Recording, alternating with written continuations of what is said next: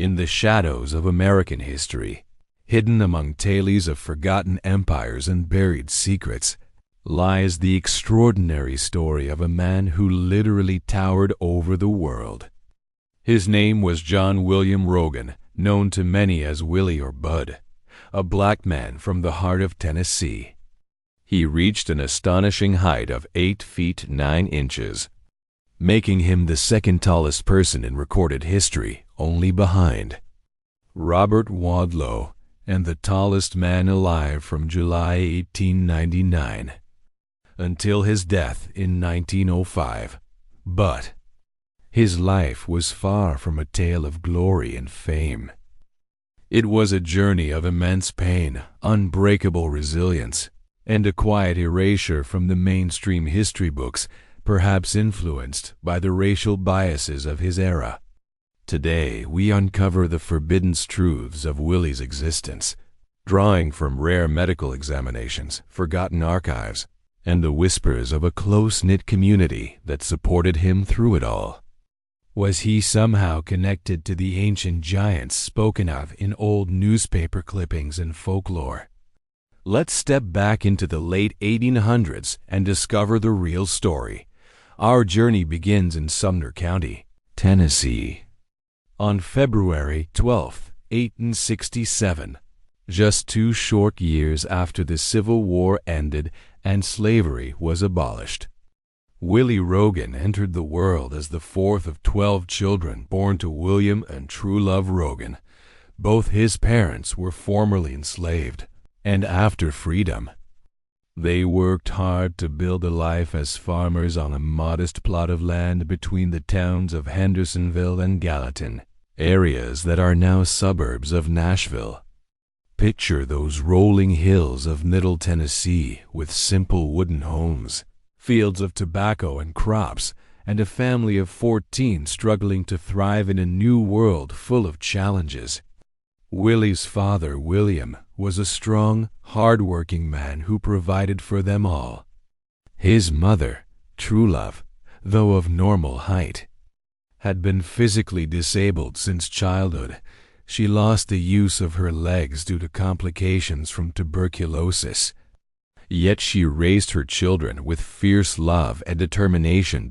As a young boy, Willie was slightly taller and larger than average, but nothing that stood out dramatically.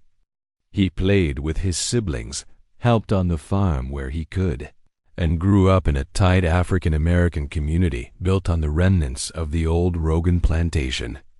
Many in this community shared the Rogan surname, not always through blood, but through the shared bonds of survival and freedom.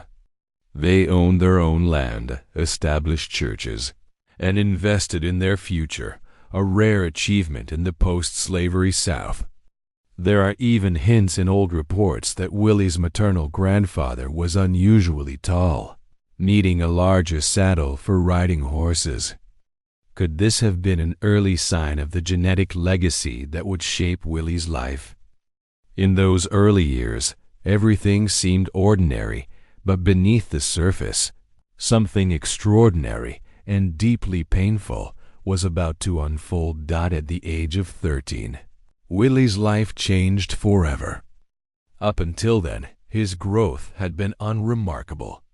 But suddenly, he began suffering from unbearable pain in his joints, accompanied by severe migraines that left him debilitated. This wasn't the typical growing pains children experience. It was far more intense. The agony grew so severe that he became bedbound for nearly 2 years, trapped in his family's home, unable to move freely. Imagine a young teenager, full of energy, suddenly confined to bed, day after day, as his body transformed in ways no one could fully understand. During this time of isolation, Willie became acutely aware of his rapid growth. His limbs elongated dramatically, arms, legs, hands, and feet stretching beyond normal limits. His body was expanding at an alarming rate, but the pain was constant and overwhelming. Medical knowledge of the time couldn't explain it fully. But we now recognize this as gigantism, a rare condition caused by excessive growth hormone production, leading to abnormal height and joint problems. In 1880s Tennessee, especially for a black family, it was a mystery, perhaps even whispered about as something unnatural or cursed. When the intense painful phase finally eased around age 15 or 16, Willie was able to become active again, but the damage was permanent. He had lost a great deal of muscle mass, particularly in his arms and legs. His limbs, once capable, could no longer bear the weight of his towering frame. For a short time, he tried walking with the help of sticks, but as the years passed, the instability and pain only worsened. Unwilling to become a burden on his family, Willie took matters into his own hands. He designed and built his own solution, a custom goat-drawn cart. This ingenious invention allowed him to move independently around Gallatin. He fitted it with a small luggage rack, turning it into a practical way to earn a living while maintaining his dignity. It wasn't just a mode of transport. It was a symbol of his resourcefulness and refusal to be defeated. But it also marked the beginning of his life as a local legend, a gentle giant who would soon capture the attention of everyone who passed through the town. As Willie entered adulthood, his height made him impossible to ignore. Travelers at the Gallatin train station marveled at his size, drawn to his articulate speech, deep resonant voice, and surprisingly playful attitude. Yet behind the curiosity lay the harsh realities of his condition and the era he lived in. In the next part, we'll explore how he became known as the Tennessee Giant. His encounters with doctors who measured him in detail, the offers from showmen he firmly rejected, and the measurements that shocked the medical world. The story of John Rogan is far from over.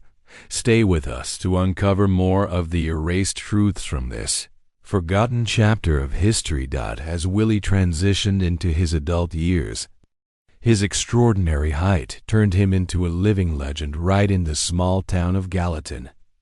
Unable to work the family farm like his siblings, he found a unique way to earn a living and maintain his independence. He positioned himself at the Gallatin train station as a novelty porter. With his custom goat-drawn cart fitted with a small luggage rack, he would meet incoming trains, haul passengers' bags and packages to nearby hotels, and chat with travelers along the way. Imagine the scene, a bustling station platform in the late 1890s. Steam engines hissing, people stepping off with suitcases, and then this gentle giant, seated high on his cart, pulled by a pair of goats he trained himself. His deep, resonant voice carried across the platform, strong and warm, with a peculiar, indescribable quality that drew people in.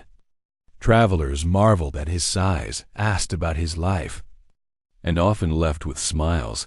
He was articulate, likable, and surprisingly playful despite everything.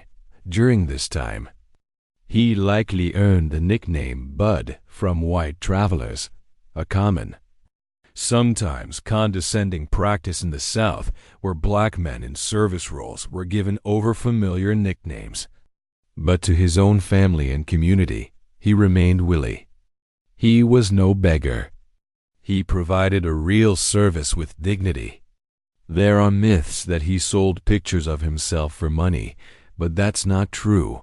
It came from a mix-up with a caricaturist named Sumner Foley, who drew exaggerated illustrations of him and sold copies. Willie himself never peddled such things. He simply lived his life, became a local celebrity, and refused to let his condition define him completely. Yet fame brought its own burdens. Traveling showmen and circus operators constantly approached him, offering money to join their sideshows as a freak attraction. They saw dollar signs in his height, but Willie saw exploitation. He turned them all down, every single one. The only time he ever agreed to public exhibition was a brief stint at the 1897 Tennessee Centennial and International Exposition in nearby Nashville. Even then, he only said yes because it was close to home and he could return whenever he wanted. He disliked the experience intensely, being gawked at like a curiosity instead of respected as a person, and after that, he firmly closed the door on all such offers. In a time when many with unusual conditions were forced into carnivals for survival, Willie's refusal showed his quiet strength and self-respect. In 1899, when Willie was in his late 20s, a young white medical student named William Lackey finally gained his trust enough to perform a detailed examination. Willie and his family were understandably wary of doctors. They often viewed people like him as nothing more than medical oddities. But Lackey approached with respect, and Willie agreed. The report, published later, was thorough. It covered his family history, childhood growth, and precise body measurements. Lackey calculated that if Willie could stand, he would measure 8 feet 6 inches tall, a figure double-checked and confirmed by Dr. Duncan Eve, an eminent surgeon from Vanderbilt University in Nashville. Willie's hands were an incredible 12 inches long, larger even than the current tallest living man's, and his feet stretched 13 inches. Despite their enormous, distorted appearance, Lackey noted something remarkable. Willie was surprisingly dexterous. He skillfully made his own cart, tooled the leather harnesses and reins for the goats, and handled fine work with ease. This wasn't just a giant. It was a man of talent and ingenuity. As the years passed, the toll of uncontrolled growth caught up. Though Lackey described him as generally healthy during the 1899 exam, complications from gigantism and ankylosis worsened. His joints remained fused, his muscles weakened further, and daily life grew harder. Willie continued his routine at the station when he could, supported by the close-knit African-American community around Gallatin, the same people who had risen from the old plantation, owning land and building churches. They looked after him as he had looked after himself for so long. Finally, on September 11, 1905, at just 38 years old, John William Rogan passed away in Gallatin from complications related to his condition. William Lackey, now the town's doctor and medical examiner, estimated that by the end, Willie may have reached 8 feet 9 inches tall. No full autopsy was done. His family was eager to lay him to rest quickly before anatomists or grave robbers could interfere. Evidence suggests he was buried in a solid concrete tomb on the old Rogan farmland, much like Robert Wadlow would be decades later, a precaution to protect his body from those who might dig it up for study or display. The exact spot remains unknown, likely an unmarked place near one of the community churches his people established. It was a quiet end for a man who had lived so large. Today, John Rogan is remembered as the second tallest person in recorded history, the tallest African American ever documented, and a symbol of resilience. His story was often overlooked or erased in mainstream history, perhaps because of the racial prejudices of the time, or because he refused to turn his life into a spectacle. But in the annals of human achievement, he stands tall, a gentle giant who built his own path, literally and figuratively, in a world not made for him. Beware of online photos claiming to show him standing upright. Many are misidentifications of Gabriel Estevão Mangine, a different giant from Mozambique. The real images of Willie are those on his goat cart, seated with dignity. Goats pulling him forward. His legacy reminds us that true greatness isn't just in height, it's in spirit, ingenuity, and quiet defiance. The forgotten giant of Tennessee may be gone, but his story refuses to stay buried.